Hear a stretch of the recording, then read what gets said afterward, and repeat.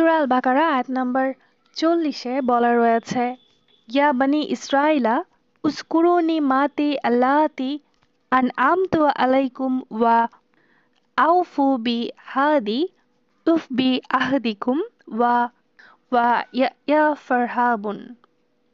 ইয়া অর্থাৎ হে এখানে সম্বোধন বা আহ্বানের জন্য ব্যবহৃত হয়।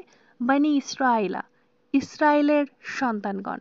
ইসরায়েল হচ্ছে নবী ইয়াকুব আলাইসাল্লামের নাম এবং তার বংশধরদের উদ্দেশ্যে বলা হয়েছে।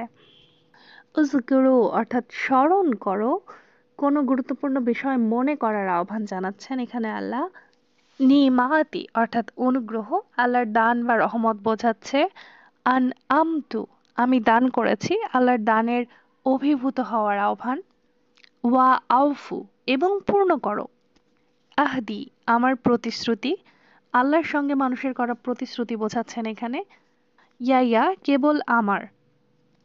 ফারহাবুন অর্থাৎ ভয় করো, আল্লাহর ভয় বা শ্রদ্ধার সঙ্গে জীবনের পথ চলার জন্য বোঝাচ্ছেন।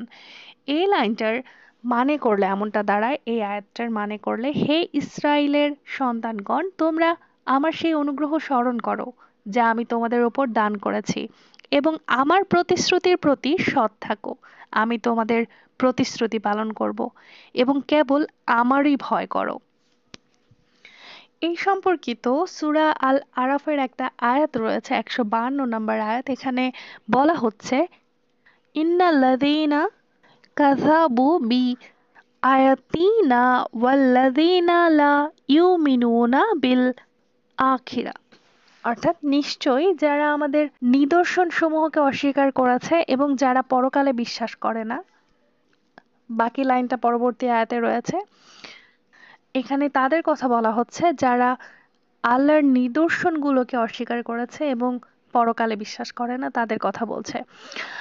এখানে সুনান আবু দাউদ শরীফের একটা হাদিস রয়েছে, 4861 নাম্বার হাদিস। এখানে আল্লাহ বলেন, আমি যাদেরকে আমার অনুগ্রহ দিয়েছি তাদেরকে সম্মান করো।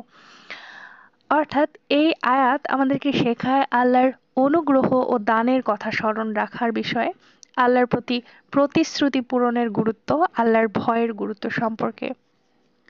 এখানে আল্লাহ ইসরায়েলের সন্তানদের স্মরণ করাচ্ছেন তার অসংখ্য অনুগ্রহের কথা যা তিনি তাদের ওপর দিয়েছেন। এটি একটি মূল্যবান পাঠ যেখানে মানুষকে তার প্রাপ্ত বিষয়াদির কথা মনে করিয়ে দেয়া হয়।